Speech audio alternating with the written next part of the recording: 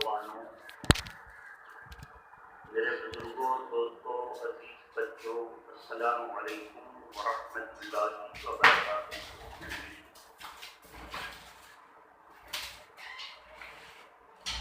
الحمدللہ نحمدہ ونصلی ونسلم علی رسولہ الکریم، اما بعد فاعوذ باللہ من الشیطان الرجیم، بسم اللہ الرحمن الرحیم۔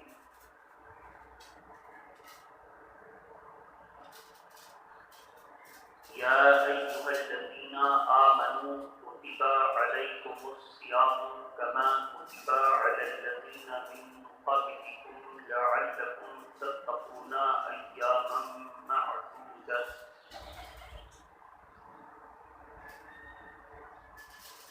وأيضا قال الله تبارك وتعالى في القرآن المجيد: فمن شهد منكم الشهر فليصم۔ صدق الله العلي العظيم وبلغنا رسوله النبي الأمين المتين الكريم۔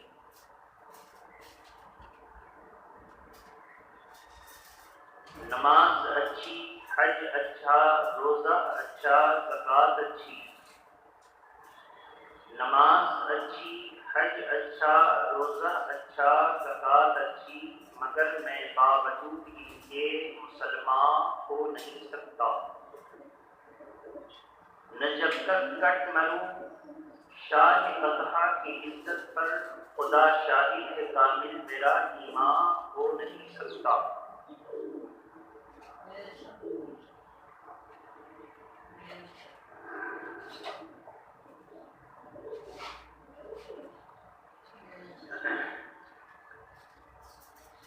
عزیزان ملت اسلامیہ، آج ہم سب کو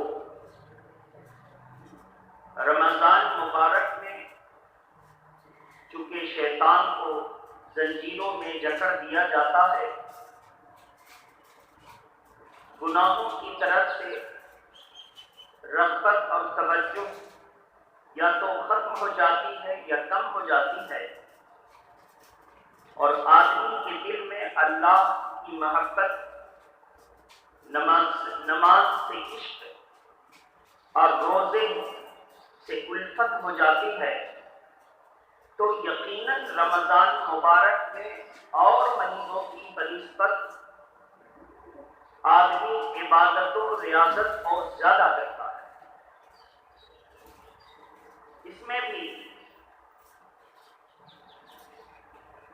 کچھ ایسے ہیں اللہ کے بندے جو گناہ کرتے ہیں، ان گناہگاروں کو گناہ کرتے ہوئے دیکھ کر عام سادہ ذہن میں یہ سوال پیدا ہوتا ہے کہ جب شیطان زنجیروں میں جکڑ دیا گیا ہے تو گناہ کون کروا رہا ہے؟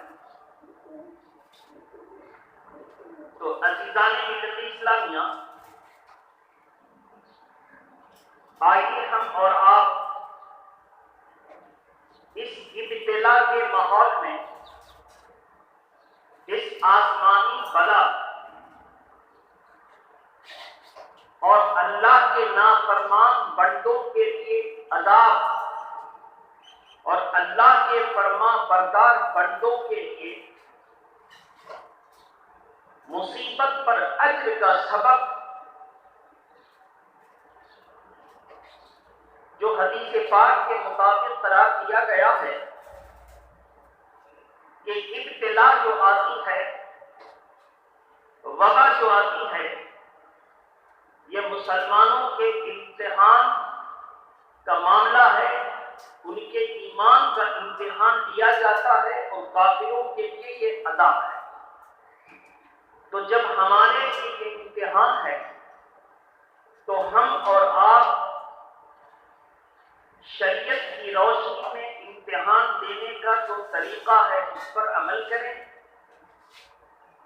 اور پھر دعا کریں کہ مولا توفیق دے دے کہ ہم وہی کام کریں جس سے تو تیرے رسول راضی ہو جائیں۔ اگر آدمی یہ مانگتا رہے تو یقین واثق ہے کہ اچھی توفیق بھی ملے گی اور اس امتحان میں آدمی کامیاب ہو جائے گا۔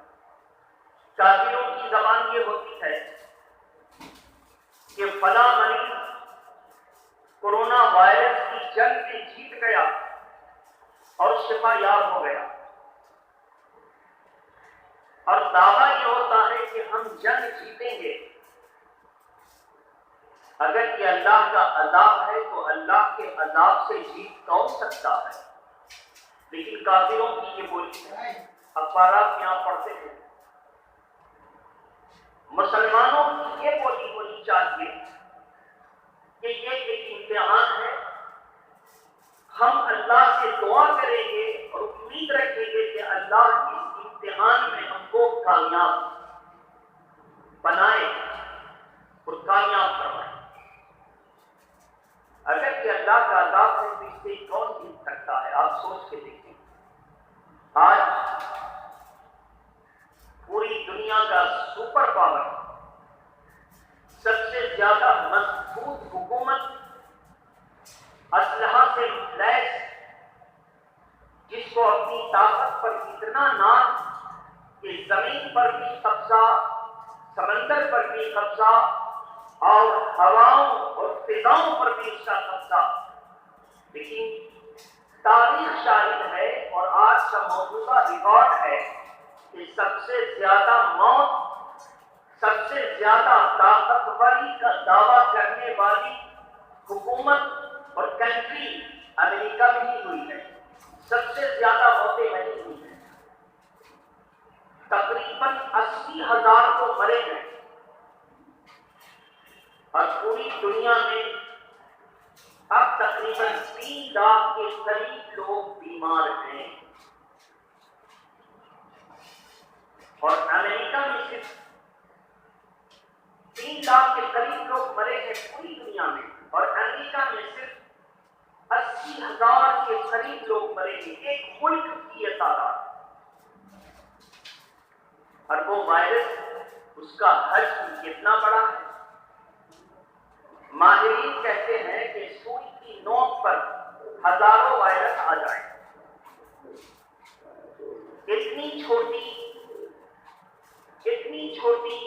اس کی سائز، اتنا چھوٹا اس کا قد کہ آدمی کو آنکھ سے نظر نہ آئے، دوربین کا سہارا لینا۔ اس وائرس سے اتنی بڑی طاقت آج کچھ کر نہیں پا رہی ہے، تو ایسے ابتلا ماحول میں ہم اور آپ کیا کریں؟ غسل معقل کے ساتھ درود شریف پڑھیں، اللہم صلی علی سیدنا شفیع حبیبنا مولانا محمد وآلہ وصحبہ وبارک وسلم صلاۃ و سلام علیک یا رسول اللہ۔ یہ وائرس کیا ہے؟ اللہ کی مخلوق ہے۔ کیا ہے یہ؟ اللہ کی مخلوق۔ اور اللہ کی جب یہ مخلوق ہے تو ہم اللہ ہی سے دعا کریں کہ مولا اپنے اس مخلوق کے قہر سے بچا لے۔ جیسے آدمی چور، شکار، ظالم سے جب واسطہ پڑتا تو دعا کرتا مولا اس ظالم کے آمنے سامنے مٹ بھیڑ ہونے سے بچا لے، اس چور کی نگاہوں سے بچا لے، میرا سامان نہ دے سکے۔ اسی طرح دعا کریں۔ اور یہ جو رمضان مبارک کا وسطی مہینہ ہے، درمیانی، آج رمضان مبارک 1441 ہجری کی تاریخ میں 14 رمضان ہے۔ 14 رمضان مبارک یہ کیا ہوگا؟ دوسرا عشرہ، اور دوسرا عشرہ حدیث پاک کے مطابق اولہ رحمت وأوسطه مغفرة وآخره عتق من النيران۔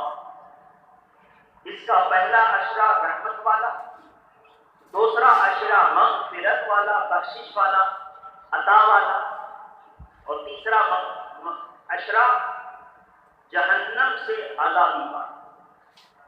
تو پہلے والے عشرے سے ہم گزر گئے، اب ہم لوگ دوسرے والے عشرے سے گزر رہے ہیں. تو اس میں کیا کریں گے؟ زیادہ سے زیادہ اللہ سے بخشش مانگے. اے اللہ بخش دے، جان کو بھی بخش دے، مال کو بھی بخش دے. بخشش مانگیں گے. اے اللہ ہمارے گناہوں کو بھی بخش دے. اے اللہ اپنی عنایتیں ہمیں عطا فرما. بخشش والا. تو ایسی صورت میں اللہ کے پیارے نبی صلی اللہ علیہ وسلم کی دو جگہوں سے حدیث پاک کا مضمون. ہمارے اور آپ کے پیارے نبی صلی اللہ علیہ وسلم ارشاد فرماتے ہیں کہ جب کوئی وبا کو دیکھو تو دو بات کی کثرت کرو. ایک ہے تسبیح اور دوسری چیز استغفار. تسبیح جس میں اللہ کے لیے تجزیہ بیان کیا جائے. اس کو تھوڑا ہلکا کر دیں، یعنی اللہ کو ہر عیب سے پاک ہونے کا اعلان ہو. اللہ جھوٹ نہیں بول سکتا، اللہ کھانے پینے سے پاک، اللہ چلنے پھرنے سے پاک، اللہ ہر عیب سے پاک. ہر عیب. کھانا پینا عیب کیسے؟ کھانا پینا عیب کیسے؟ ایسے ہے کہ اگر ہم کھائیں اور پیے نہیں تو بیمار ہو جائیں گے. تو یہ ہماری ایک کمزوری ہے، یہ ہمارے لیے کمزوری ہے. اور اللہ کسی وجہ سے کمزور ہو وہ اس کے لیے عیب ہے، اس لیے یہ عیب ہے. تو میرے محترم بزرگ اور دوستوں، اللہ ہر عیب سے پاک. ہم عبادت کرتے ہیں، پوری دنیا کے لوگ اگر عبادت نہ کریں تو اللہ ہر عیب سے پاک. کسی کی عبادت نہ کرنے سے اس کا کوئی نقصان نہیں ہو سکتا.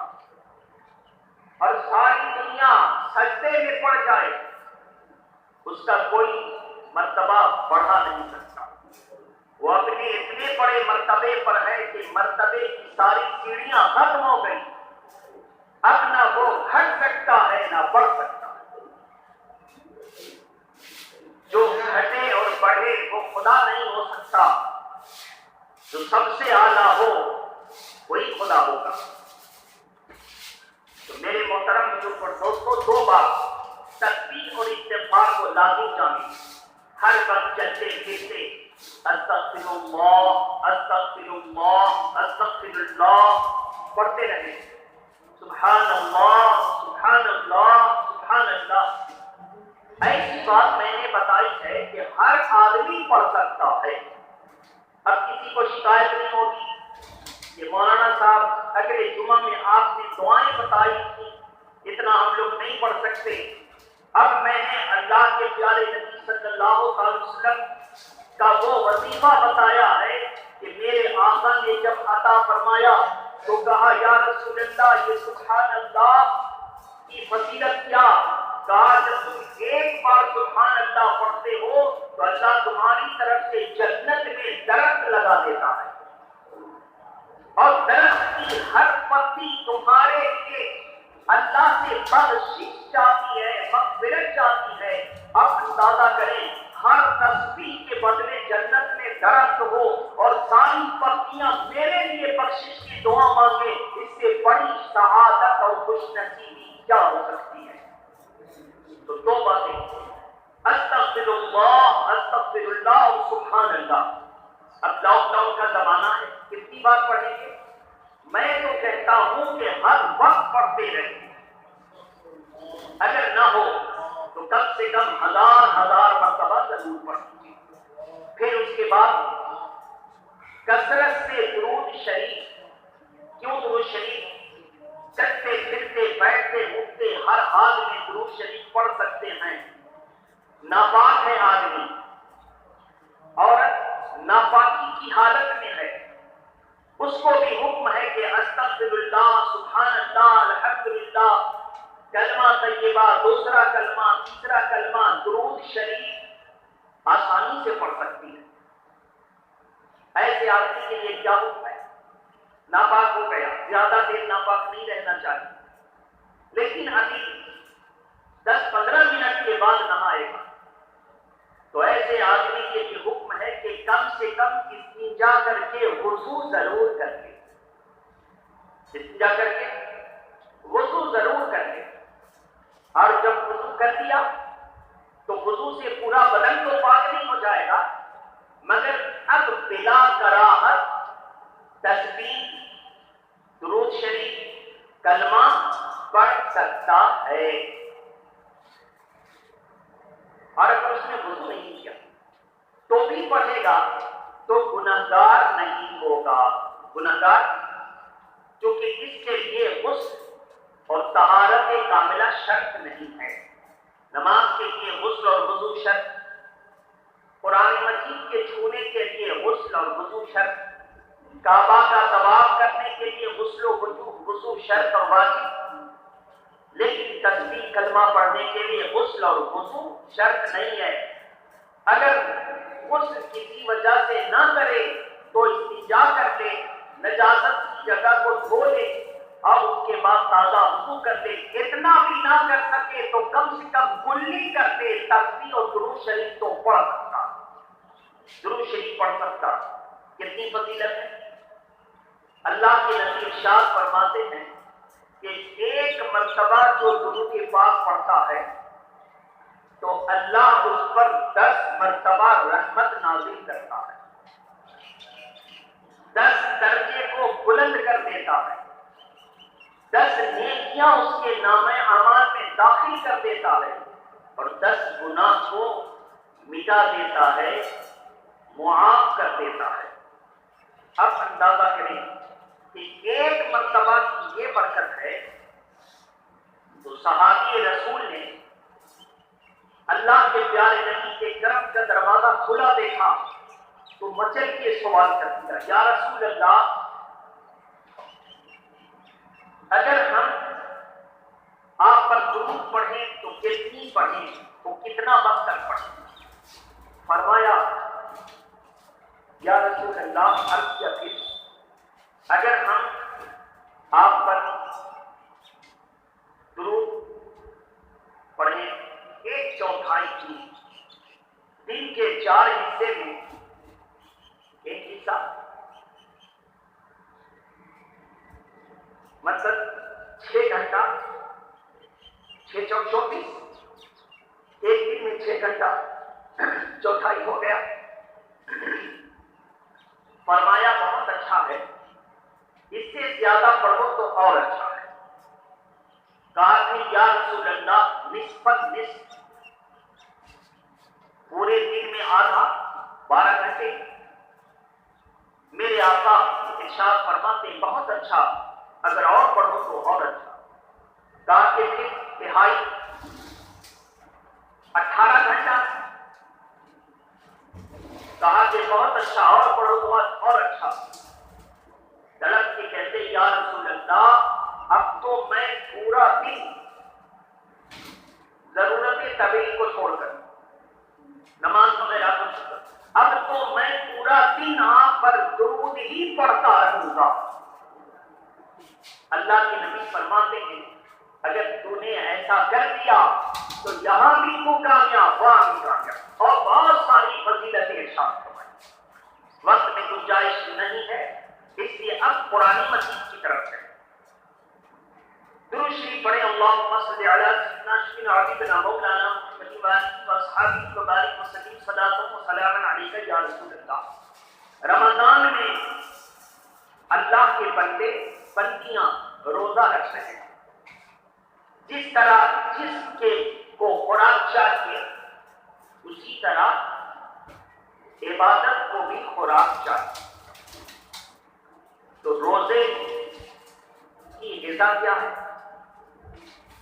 روزے کی غذا ہے قرآن مجید کی تلاوت، اور روح کی غذا کیا ہے؟ جسم دنیا میں آ کر بنا، یعنی ماں کے پیٹ میں، تو دنیا میں آ کر بنا تو اس جسم کو تندرست رکھنے کے لیے غذا بھی دنیا کی، چاول دال گیہوں یہ سب دنیا میں پیدا ہوئی، روح آئی اللہ کی طرف سے تو اس کی غذا بھی اللہ کی طرف سے، اللہ کی طرف سے کون سی غذا؟ قرآن، نماز، عبادتیں۔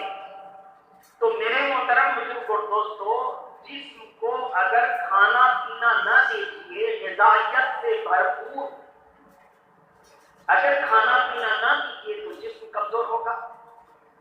تو کبھی ہم نے سوچا کہ روح کو جو ہم سالوں سال غذا نہیں دیتے ہیں، قرآن پڑھتے نہیں ہیں، روزہ رکھتے نہیں ہیں، سجدہ کرتے نہیں ہیں، قیام کرتے نہیں ہیں، تو جسم کو ایک دن نہ دیں تو 24 گھنٹے کے بعد کیسی نقاہت اور کمزوری کا احساس آپ کو ہوتا ہے۔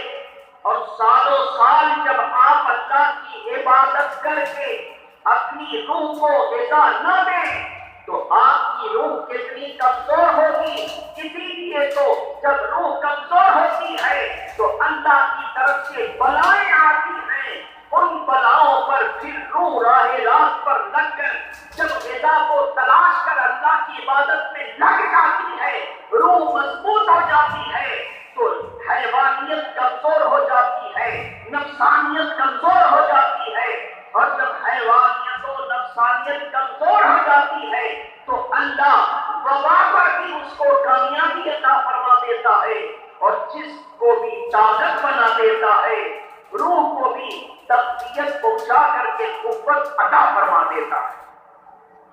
اور جب روح طاقتور ہو گئی تو نفس لوامہ ایکٹیو ہو گیا، متحرک ہو گیا، نفس لوامہ کو طاقت مل گئی۔ یہ نفس لوامہ کیا ہے؟ نفس امارہ قرآن کے مطابق ان النفس لامارۃ بالسوء الا ما رحم ربی، پارہ نمبر 13 کی پہلی آیت کریمہ۔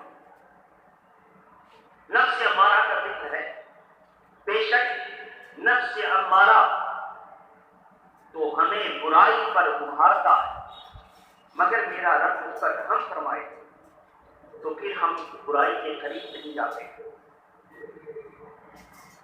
اور نفس لوامہ برائی کر لینے کے وقت اور کرنے کے بعد اس کا دل، اس کا ضمیر، اس کا وجدان اس کو لعنت و ملامت کرتا ہے، تم کو ایسا نہیں کرنا چاہیے تھا۔ آدمی سوچتا ہے ہم نے غلط کیا، ہم نے غلط کیا، آدمی سوچتا ہے ہم نے غلط کیا۔ یہ ہم نے غلط کیا کی جو سوچ ابھرتی ہے یہ نفس لوامہ کی وجہ سے ہے، اور نفس لوامہ اللہ کی عبادت کرنے سے ایکٹیو ہوتا ہے، اور جب یہ ایکٹیو ہو جاتا ہے تو آدمی گناہ کے قریب جاتا ہے، کہ اس کو لعنت و ملامت کرتا ہے، آدمی گناہوں سے بچ جاتا ہے۔ ہمیں ایسا نہیں کرنا چاہیے، بچ جاتا ہے۔ تو میرے محترم بزرگ اور دوستو، اس لیے یہ بڑا، اس کو لاک ڈاؤن کو پریشانی کا ذریعہ نہ سمجھیں، ہم اور آپ سب برابر ہیں، لیکن اس کو ہم اور آپ اللہ کی رضا میں ایک ایک منٹ خرچ کریں، ایک ایک منٹ، خاص طور پر اپنے خاندان رشتہ دار کے بارے میں بھلائی چاہیے۔ آپ کو گزشتہ جمعہ کو میں نے بتایا تھا، یہ فقیر آپ کا مسجد کا خادم امام، اس نے تو طے کیا ہے کہ ایک رومال تک نہیں خریدے گا،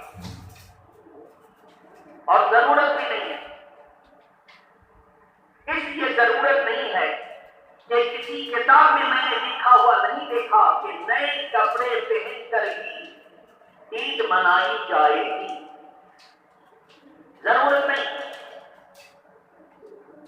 عید کا دن ہے، سرکار عمر فاروق اعظم رضی اللہ تعالی عنہ رو رہے ہیں۔ کسی نے کہا کہ حضرت آج عید ہے، فرمایا عید اس کی ہے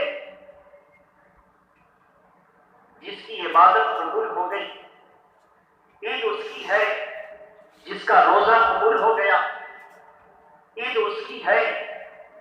کی نمازیں قبول ہو گئیں، ہمارا تو سب کچھ مالی خطر میں ہے، قبول ہوئی کہ نہ ہوئی، ہم عید کیسے منا سکتے ہیں؟ ارے جس دن ہم کامیاب دنیا سے چلے گئے وہ دن ہمارے لیے عید کا دن ہوگا۔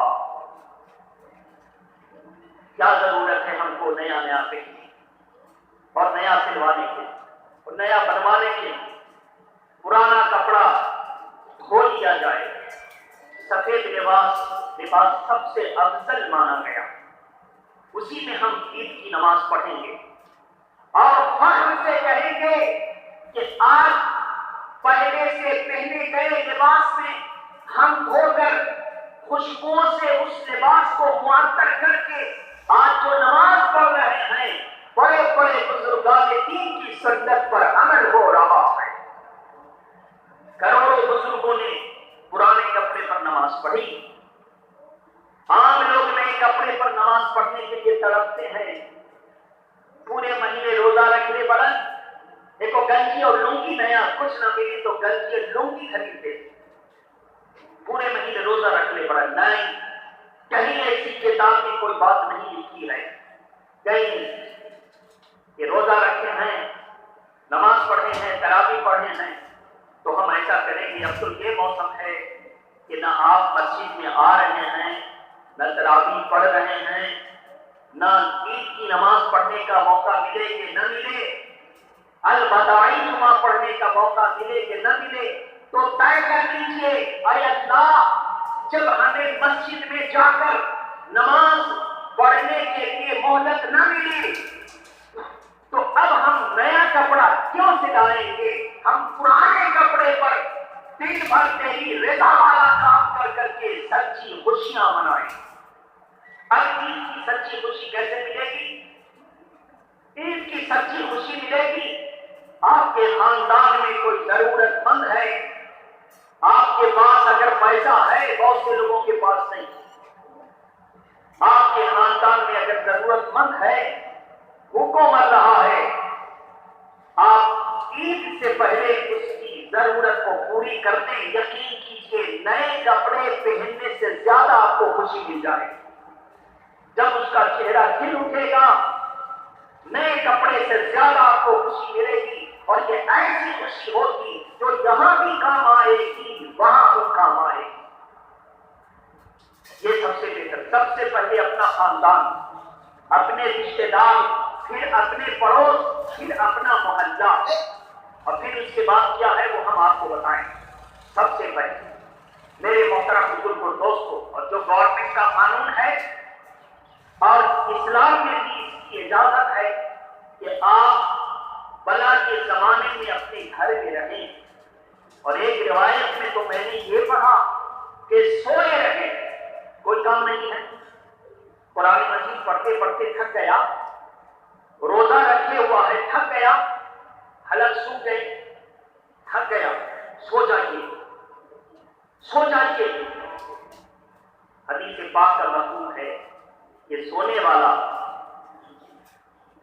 بیدار رہنے والوں سے بہتر ہوگا، سونے والا جاگنے والوں سے بہتر ہوگا۔ آپ سنے ہیں کہ جاگنے والا سونے والے سے بہتر ہے، جاگنے والا سونے والے سے بہتر، دماغ میں بات آتی ہے، لیکن ایسا بھی دور ہے کہ سونے والا جاگنے والے سے بہتر ہے، ایک دم الٹا ہو گیا۔ تو اب اگر سونے والا جاگنے والے سے بہتر اس میں ہم جاگیں تو اللہ کے نبی ارشاد فرماتے ہیں، حدیث پاک کا مفہوم میں یہ پڑھا کہ بیماری کے زمانے میں تم باہر نہ نکلو، تم بیماریوں کو نہیں دیکھتے تو بیماریاں تمہیں دیکھ لیں گی۔ جب اس کی ہم نے سب تشریح پڑھی اور اس کا خلاصہ پڑھا تو اس میں لرز گیا کہ تمہیں بیماریاں دیکھ لیں گی کا مطلب تم کو نہیں دیکھ سکتے، مگر وہ دیکھ لیں گی کا مطلب بیماری سے تم متاثر ہو جاؤ گے، تم بیمار پڑ جاؤ گے۔ تو جب ہم اللہ کے نبی کے غلام ہیں تو زیادہ سے زیادہ گھر میں رہیں، رمضان کے روزے رکھیں، قرآن مجید کی تلاوت کریں، صدقہ خیرات کریں، اور ابھی تازہ آج کی جو گیہوں کے آٹے کی قیمت ہے وہ ہے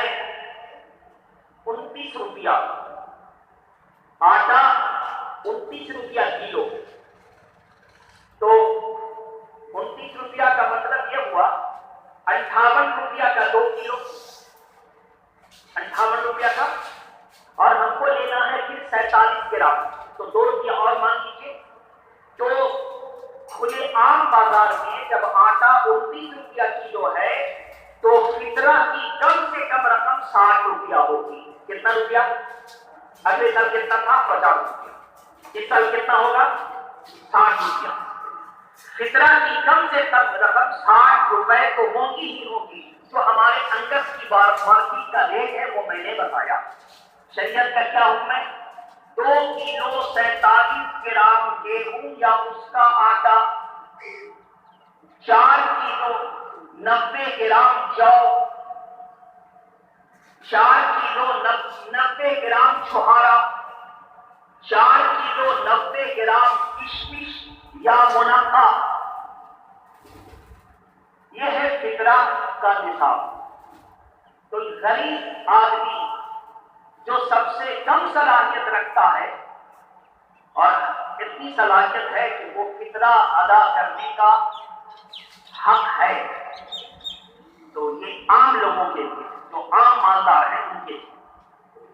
لیکن جو زیادہ مالدار ہیں ان کے لیے فطرہ کا نصاب ہے 4 کلو 90 گرام چھہارا کی قیمت مارکیٹ میں معلوم کریں.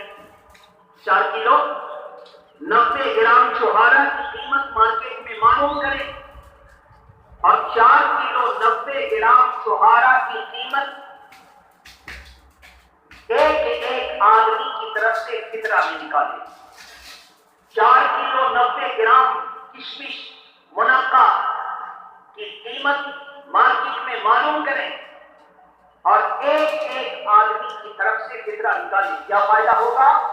وہ مالدار جس کو دولت خرچ کرنے میں خوشی حاصل ہوتی، اس کو یہ بڑا حسین موقع ہے کہ عام لوگ گیہوں کے نصاب سے فطرہ نکالیں گے. اللہ نے مجھے مالی پوزیشن عطا فرمائی تو ہم منقع کے نصاب سے فطرہ نکالیں گے، چھہارا کے نصاب سے فطرہ نکالیں گے، کشمش کے نصاب سے فطرہ نکالیں گے، جو کے نصاب سے فطرہ نکالیں گے. گیہوں کے نصاب سے تو سب نکالتے ہیں، ہم چھہارا، کشمش، منقع اور جو کے نصاب سے فطرہ نکالیں گے تاکہ بہت سے لوگوں نے جو اللہ کے رسول اور صحابہ اور بزرگان کے زمانے سے لے کر آج تک متقی پرہیزگار صاحب نصاب مالدار جو چھہارا، کشمش، منقع سے فطرہ نکالتا ہے، ہم بھی ان لوگوں میں شامل ہو جائیں گے. یہ ہمارے لیے خوش نصیبی کی بات ہے. گیہوں کا نصاب عام لوگوں کے لیے، لیکن جو چھہارا، کشمش اور منقع، کشمش اور منقع کو کتاب میں ایک ہی لکھا گیا. کشمش یا منقع دونوں کو ایک معنی میں لیا گیا. اس لیے 4 چیزوں میں فطرہ نکلتا ہے: چھہارا، منقع یا کشمش 2، اور جو لاسٹ میں گیہوں یا مصطفیٰ کا، جو یا مصطفیٰ کا، دونوں صحیح ہیں. تو میرے محترم بزرگ اور دوستو، اس جمعہ کی گفتگو کا مقصد یہ ہوا کہ ہم زیادہ سے زیادہ پڑھیں گے، استغفار کریں گے.